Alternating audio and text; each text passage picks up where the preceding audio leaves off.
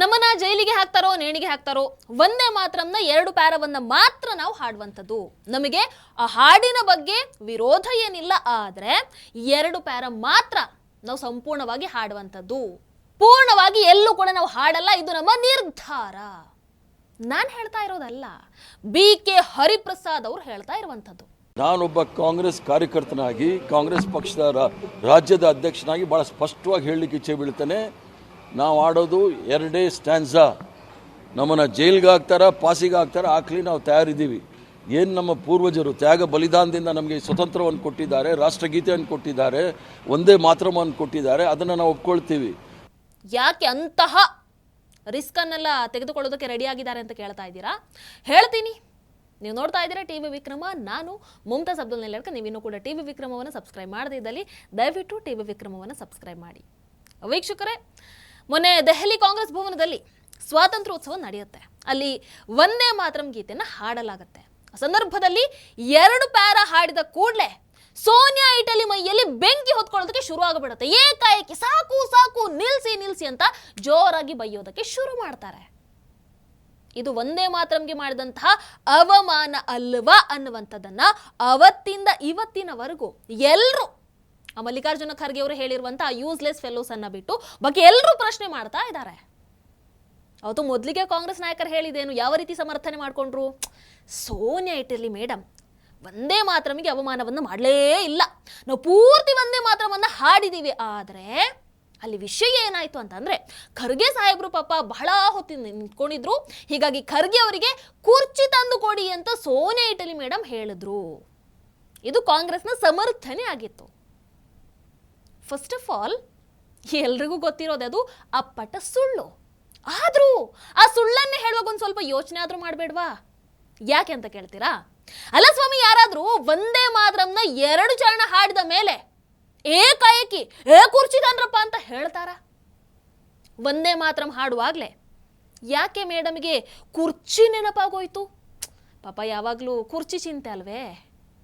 ಪೂರ್ತಿ ಹಾಡು ಹಾಡಿದ ನಂತರ ಅದನ್ನ ಹೇಳಬಹುದಿತ್ತಲ್ವಾ? ಆಮೇಲೆ ನನಗೆ ಅದು ಅರ್ಥ ಆಗ್ಲಿಲ್ಲ, ಯಾವ ಭಾಷೆಯಲ್ಲಿ ಸ್ಟಾಪ್ ಸ್ಟಾಪ್ ಅಂತ ಅಂದ್ರೆ ಕುರ್ಚಿ ತನ್ನಿ ಅನ್ನೋ ಅರ್ಥ ಬರುತ್ತೆ? ಕೇಳ್ತಾ ಇದ್ದೀನಿ. ಮೇಡಮ್ ಅಲ್ಲಿ ಸ್ಟಾಪ್ ಸ್ಟಾಪ್ ಅಂತ ತಾನೇ ಬಡ್ಕೊಂಡಿದ್ದು. ಬಟ್ ಕಾಂಗ್ರೆಸ್ ಪ್ರಕಾರ ಅದು ಕುರ್ಚಿ ತನ್ನಿ ಅಂತ ಅರ್ಥ. ಹೆಂಗೆ? ಮೊನ್ನೆ ಕಾಂಗ್ರೆಸ್ ನಾಯಕರು ಸುಳ್ಳು ಹೇಳಿದಾಗ್ಲೇ 10 ಪ್ರಶ್ನೆಗಳು ಬಂತು. ಆದ್ರೂ ಮೇಂಟೈನ್ ಮಾಡೋದಕ್ಕೆ ನೋಡಿದ್ರು. ಬಟ್ ಈಗ ಓಪನ್ ಆಗಿ ಹೇಳೋದಕ್ಕೆ ಶುರು ಮಾಡಿಬಿಟ್ಟಿದ್ದಾರೆ. ಹೌದು, ನಾವು ಹಾಡೋದು 2 ಚರಣ ಮಾತ್ರ ಅಂತ. ಸೋಮವಾರ ನೋಡಿದ್ರೆ ಆ ಒಂದು ಕಾರ್ಯಕ್ರಮಕ್ಕೆ ಸಂಬಂಧಪಟ್ಟ ಹಾಗೆ ಬಿಜೆಪಿ ನಾಯಕರು ಒಂದು ವಿಡಿಯೋವನ್ನು ಕೂಡ ರಿಲೀಸ್ ಮಾಡಿದ್ರು. ಅದರಲ್ಲಿ ರಾಹುಲ್ ಇಟಲಿ ಅವರು ಹೇಳ್ತಾರೆ, ನಾವು ಪೂರ್ತಿ ವಂದೇ ಮಾತರಂ ಹಾಡಲ್ಲ, ನಮ್ಮ ಕಾಂಗ್ರೆಸ್ ವರ್ಷನ್ 2 ಚರಣ ಏನಿದೆ ಅಷ್ಟೇ ಹಾಡೋಣ ಹೇಳ್ತಾರೆ.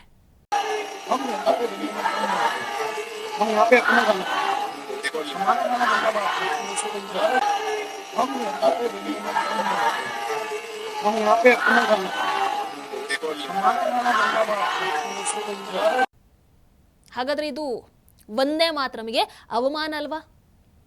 ಖರ್ಗೆ ಅವರಿಗೆ ಚೇರ್ ತರೋಕೆ ಹೊರಟೋರು, ಅದೇ ರೈಲು ಬಿಟ್ಟೋರು ಕಾಂಗ್ರೆಸ್ ನಾಯಕರು ಈಗೇನು ಹೇಳ್ತಾರೆ? ನಿಮ್ಮ ನಕಲಿ ಗಾಂಧಿ ಕುಟುಂಬಕ್ಕೆ ಬೇರೆಯದೇ ಕಾನೂನು, ಇಡೀ ದೇಶಕ್ಕೆ ಇನ್ನೊಂದು ಕಾನೂನು ಅಂತ ಏನಾದರೂ ಇದೆಯಾ ಹೇಳಿ. ಇಲ್ಲ ಅಂತಂದ್ರೆ ಇಡೀ ದೇಶಕ್ಕೆ ಒಂದೇ ಕಾನೂನು ಆಗಿದ್ದಿದ್ರೆ ಅವ್ರು ಮೊನ್ನೆ ವಂದೇ ಮಾತರಂ ಪೂರ್ತಿ ಹಾಡಬೇಕಾಗಿತ್ತಲ್ವಾ?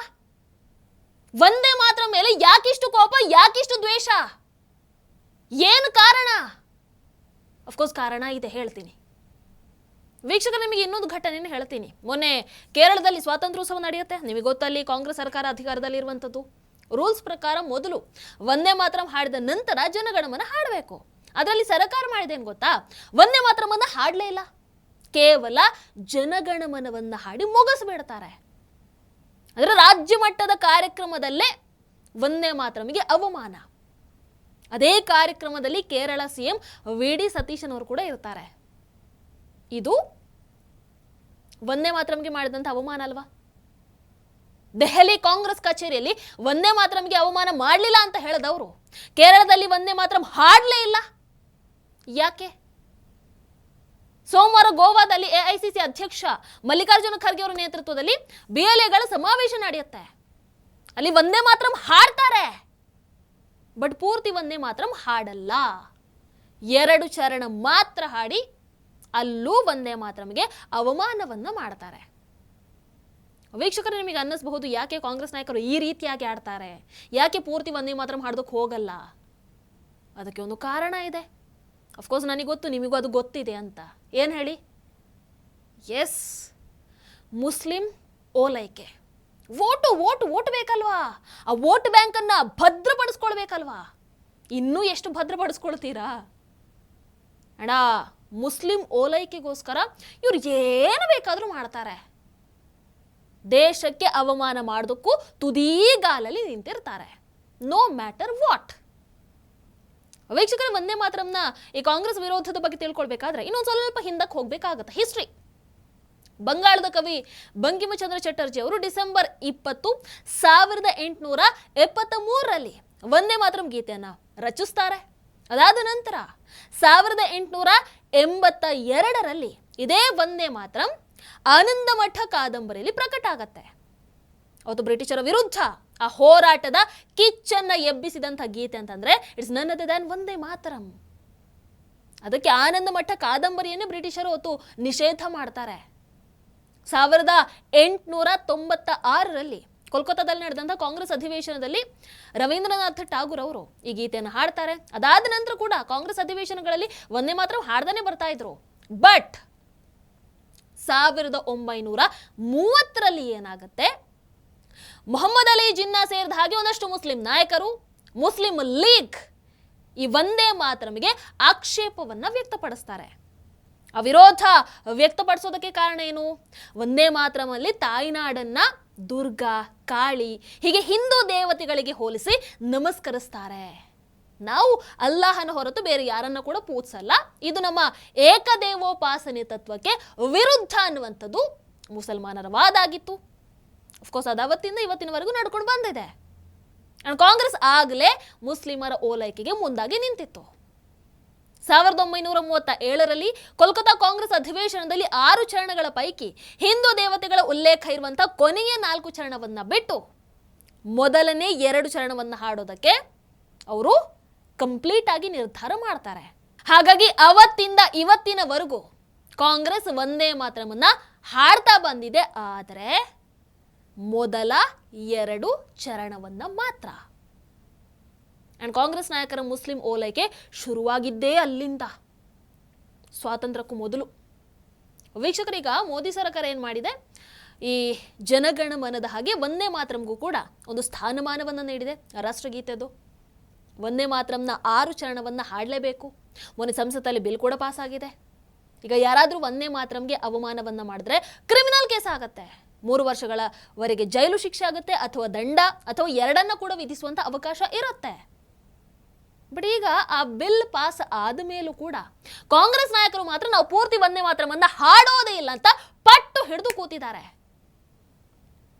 ಹಿಂದೂ ದೇವತೆಗಳ ಉಲ್ಲೇಖ ಇರುವಂತಹ ವಂದೇ ಮಾತರಂ ಹಾಡಿದ್ರೆ ಮುಸಲ್ಮಾನರು ಬೇಜಾರಾಗ್ತಾರೆ. ಇದು ಕಾಂಗ್ರೆಸ್ಗೆ ಇರುವಂತ ದೊಡ್ಡ ಭಯ, ಟೆನ್ಷನ್ ಏನಾದ್ರೂ ಅನ್ಕೊಳ್ಳಿ. ಹಾಗಾಗಿ ನಾವು 2 ಚರಣ ಮಾತ್ರ ಹಾಡೋದು ಅಂತ ಕಾಂಗ್ರೆಸ್ ಪಟ್ಟು ಹಿಡಿದು ನಿಂತಿದೆ. ಆ ಮೂಲಕ ಮುಸಲ್ಮಾನರಿಗೆ ನಿಮ್ಮ ಜೊತೆಗೆ ಏನೇ ಆಗಲಿ ಯಾವಾಗಲೂ ನಾವಿರ್ತೀವಿ ಅನ್ನುವಂಥ ಒಂದು ಸ್ಟ್ರಾಂಗ್ ಮೆಸೇಜನ್ನು ಪಾಸ್ ಮಾಡ್ತಾ ಇದ್ದಾರೆ. ಬಟ್ ನಾನು ಕೇಳುವಂಥದ್ದು, ಕಾನೂನು ಅಂತ ಅಂದ ಮೇಲೆ ಎಲ್ರಿಗೂ ಒಂದೇ ತಾನೆ. ಒಂದು ಕಾನೂನು ಅಂತ ಆದ ಮೇಲೆ ಅದನ್ನ ಪಾಲಿಸೋದು ನಮ್ಮ ಕರ್ತವ್ಯ ತಾನೆ. ನಾನು ಆ ಸಾಲು ಹಾಡಲ್ಲ, ನಾನು ಈ ಸಾಲು ಹಾಡಲ್ಲ, ಆ ಸಾಲು ಹಾಡಿದ್ರೆ ಮುಸಲ್ಮಾನರಿಗೆ ಬೇಜಾರಾಗ್ಬಿಡುತ್ತೆ, ಈ ಸಾಲು ಹಾಡಿದ್ರೆ ಇವರಿಗೆ ಬೇಜಾರಾಗ್ಬಿಡುತ್ತೆ, ಹೀಗೆ ಹೇಳೋದಕ್ಕಾಗತ್ತಾ? ಈ ಕಾಂಗ್ರೆಸ್ ಓಲೈಕೆ ಯಾವ ಲೆವೆಲ್ಗೆ ಇವತ್ತು ಇಳಿದು ಬಿಟ್ಟಿದೆ ಅಂತಂದ್ರೆ ಬಹುಶಃ ನಾಳೆ ದಿನ ಮುಸಲ್ಮಾನರೇ ಬಂದು ಪರವಾಗಿಲ್ಲ ನೀವು ನಿಮ್ಮ ಪಾಡಿಗೆ ವಂದೇ ಮಾತರಂ ಪೂರ್ತಿಯಾಗಿ ಹಾಡ್ಕೊಳ್ಳಿ ಅಂತ ಅಂದ್ರೂ ಕೂಡ ಈ ಕಾಂಗ್ರೆಸ್ ನಾಯಕರು ಅದನ್ನ ಹಾಡಲ್ಲ ಅಂತ ಅನಿಸುತ್ತೆ. ಪೂರ್ತಿ ವಂದೇ ಮಾತರಂ ಹಾಡಿದ್ರೆ ಮುಸಲ್ಮಾನರು ಬೇಜಾರಾಗ್ತಾರೆ ಅಂತ ಯೋಚಿಸುವಂತ ಕಾಂಗ್ರೆಸ್ ಹಾಡದೇ ಇದ್ರೆ ಹಿಂದೂಗಳು ಸಿಟ್ಟಾಗಲ್ವಂತ ಯೋಚನೆನೇ ಮಾಡಲಿಲ್ಲ. ಅದೆಲ್ಲ ಬಿಡಿ, ನಾವು ಈ ರೀತಿ ಹೇಳೋ ಮೂಲಕ ದೇಶಕ್ಕೆ ಅವಮಾನವನ್ನ ಮಾಡ್ತಾ ಇದ್ದೀವಿ. ಈ ರೀತಿ ಕೂಡ ಯೋಚನೆ ಮಾಡ್ತಿಲ್ವಾ ನೀವು? ಆ ಯೋಚನೆನೇ ಬರಲ್ವಾ? ಸ್ವಾತಂತ್ರ್ಯ ಹೋರಾಟಕ್ಕೆ ಆ ಒಂದು ಕಿಚ್ಚನ್ನು ಹಚ್ಚಿದಂತಹ ಗೀತೆ, ಅಂತಹ ಗೀತೆಗೆ ನಾವು ಅವಮಾನವನ್ನು ಮಾಡ್ತಾ ಇದ್ದೀವಿ ಅಂತ ಅನಿಸೋದೇ ಇಲ್ವಾ? ವೀಕ್ಷಕರ, ರಾಹುಲ್ ಇಟಲಿಯ ಅತ್ಯಾಪ್ತ ಕಾಂಗ್ರೆಸ್ ಸಂಸದ ಇಮ್ರಾನ್ ಮಸೂದ್ ಏನ್ ಹೇಳ್ತಾರೆ ಗೊತ್ತಾ? ನೀವು ಏನೇ ಮಾಡಿ ನಾವು ಒಂದೇ ಮಾತ್ರಮನ್ನ ಹಾಡಲ್ಲ. ನೀವು ಬೇಕಿದ್ರೆ ನೀವು ಹಾಡ್ಕೊಳ್ಳಿ, ನಾವು ಬೇಕಾದ್ರೆ ಎದ್ದು ನಿಂತ್ಕೊಳ್ತೀವಿ, ಹಾಡೋದಕ್ಕೆಲ್ಲ ಆಗಲ್ಲ ನಮಗೆ. ನಾನು ಅಲ್ಲಾಹನನ್ನ ಬಿಟ್ಟು ಬೇರೆ ಯಾರನ್ನು ಕೂಡ ಆರಾಧಿಸೋದಿಲ್ಲ, ಹಾಗಾಗಿ ಒಂದೇ ಮಾತ್ರ ಹಾಡಲ್ಲ ಅಂತ ಹೇಳ್ತಾರೆ. ಬಾಯಲ್ಲಿ ಎಲ್ಲರೂ ಇದನ್ನು ಹೇಳ್ತಾರೆ, ಬಟ್ ನಕಲಿ ಗಾಂಧಿ ಕುಟುಂಬವನ್ನ ತಲೆಲಿಟ್ಟು ಪೂಜಿಸ್ತಾರೆ. ಅವರನ್ನ ಖುಷಿ ಪಡಿಸೋದಕ್ಕೆ ಏನ್ ಬೇಕಾದ್ರೂ ಮಾಡ್ತಾರೆ. ಆದ್ರೆ ಭಾರತ ಮಾತೆಗೆ ಧನ್ಯವಾದಗಳನ್ನ ಹೇಳೋದಕ್ಕೆ ಬಂದಾಗ ಮಾತ್ರ, ಒಂದೇ ಮಾತ್ರ ಹಾಡೋ ವಿಚಾರ ಬಂದಾಗ ಮಾತ್ರ ಮತ ಅಡ್ಡ ಬಂದು ಬಿಡುತ್ತೆ. ನಕಲಿ ಗಾಂಧಿ ಕುಟುಂಬವನ್ನ ಪೂಜಿಸಬಹುದು, ಆರಾಧಿಸಬಹುದು, ಅವರನ್ನ ಮೆಚ್ಚೋದಕ್ಕೆ ಏನು ಬೇಕಾದ್ರೂ ಮಾಡಬಹುದು ಅಲ್ವೇ? ನಮಗೆ ಯಾಕೆ ಬೇಕು? ದೇಶ, ಈ ದೇಶದ ಕಾನೂನಿಗಿಂತ ನಿಮ್ಮ ಮತ, ಓಲೈಕೆ, ಪಕ್ಷ ಇದೇ ಮುಖ್ಯ ಆಯ್ತಲ್ವ ನಿಮಗೆ? ಈ ವ್ಯಕ್ತಿಯದು ಒಂದು ಕಡೆ ಆದ್ರೆ, ಇನ್ನು ಕೇರಳ ಸಂಸದ ರಾಜಮೋಹನ್ ಉನ್ನಿಥನ್ ಅವ್ರೇನ್ ಹೇಳ್ತಾರೆ ಗೊತ್ತಾ? ಈ ಜನ್ಮದಲ್ಲಿ ಒಂದೇ ಮಾತ್ರ ಕೇರಳದಲ್ಲಿ ಮುಳುಗೋದೇ ಇಲ್ಲ. ಪ್ರಧಾನಿ ಮೋದಿಜಿ ಗುಂಡಿಟ್ಟು ಕೊಲ್ತೀನಿ ಅಂತ ಬೆದರಿಸಿದ್ರು ನಾವು ಹಾಡಲ್ಲ. ರಾಜಮೋಹನ್ ಉನ್ನಿಥನ್ ಅವರಿಗೆ ಆಕ್ಚುಲಿ ಒಂದೇ ಮಾತರಂ ಹಾಡೋದಕ್ಕೆ ಏನ್ ಸಮಸ್ಯೆ ಆಯ್ತು ಅನ್ನೋದು ನನಗೆ ಅರ್ಥ ಆಗ್ಲಿಲ್ಲ. ಅವರಿಗೆ ಆಕ್ಚುಲಿ ಏನ್ ಅಡ್ಡ ಬಂತು ಗೊತ್ತಾಗ್ತಾ ಇಲ್ಲ. ಏನ್ ಅಡ್ಡ ಬಂತು? ಇದಿಷ್ಟೇ ಅಲ್ಲ, ಕೇರಳ ಆರೋಗ್ಯ ಸಚಿವ ಕೆ ಮುರಳೀಧರನ್ ಅವ್ರು ಹೇಳ್ತಾರೆ, ಕೇರಳದಲ್ಲಿ ಯಾರು ಏನೇ ಹೇಳಿದ್ರು ನಾವು ಸಂಪೂರ್ಣ ಒಂದೇ ಮಾತ್ರಮನ್ನ ಹಾಡೋದೇ ಇಲ್ಲ. ಈ ಹಿಂದೆ ಹೇಳಿದ ಹಾಗೆ 2 ಚರಣ ಮಾತ್ರ ಹೇಳ್ತೀವಿ. ಕೇಂದ್ರ ಸರ್ಕಾರ ಮಾಡಿದಂಥ ಕಾನೂನಿಗೆ ಬಿಡಿ, ಸ್ವಾತಂತ್ರ್ಯಕ್ಕೆ ಕಿಚ್ಚು ಹಚ್ಚಿದ ಗೀತೆಗೆ, ರಾಷ್ಟ್ರೀಯ ಗೀತೆಗೆ ಕೇರಳದಲ್ಲಿ ಕಾಂಗ್ರೆಸ್ ಅಲ್ಲಿರುವಂತಹ ಗೌರವ ಇಷ್ಟೇ. ಮುಸಲ್ಮಾನರ ಓಲೈಕೆಗೆ ನಿಜವಾಗ್ಲೂ ಈ ಮಟ್ಟಕ್ಕೆ ಇಳಿಬೇಕಾ? ಒಂದು ವೋಟಿಗೋಸ್ಕರ ವೀಕ್ಷಕರ, ಒಂದು ದೇಶದ ಕಾನೂನು ಅಂತಂದ್ರೆ ಅದಕ್ಕೆ ಎಲ್ಲರೂ ಕೂಡ ಗೌರವವನ್ನು ಕೊಡ್ಬೇಕು ತಾನೆ.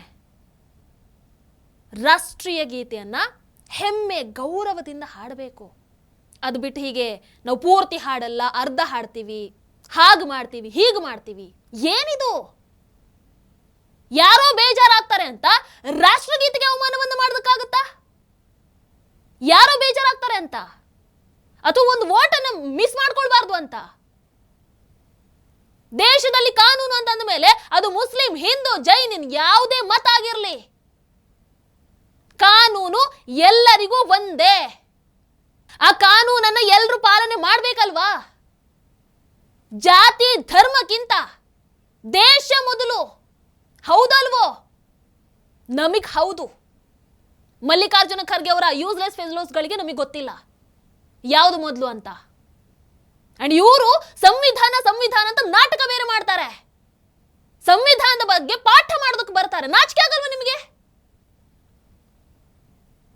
ಕಾಂಗ್ರೆಸ್ ನಿಜವಾಗ್ಲೂ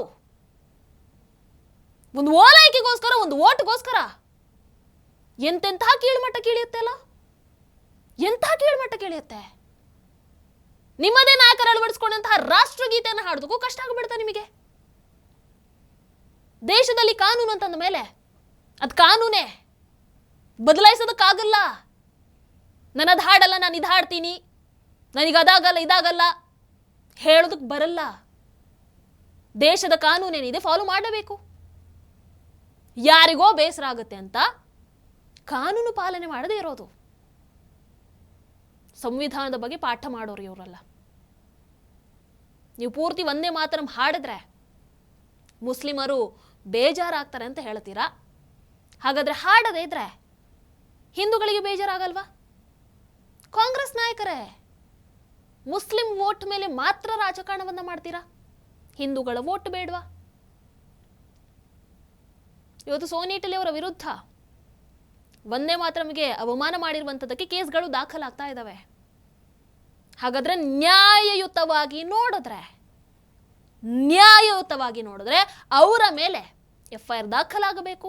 ಅವರಿಗೆ ಕಾನೂನು ಪ್ರಕಾರ 3 ವರ್ಷದವರೆಗೆ ಜೈಲು ಅಥವಾ ದಂಡ ಅಥವಾ ಎರಡನ್ನ ಕೂಡ ವಿಧಿಸುವಂತ ಅವಕಾಶ ಇರುತ್ತೆ.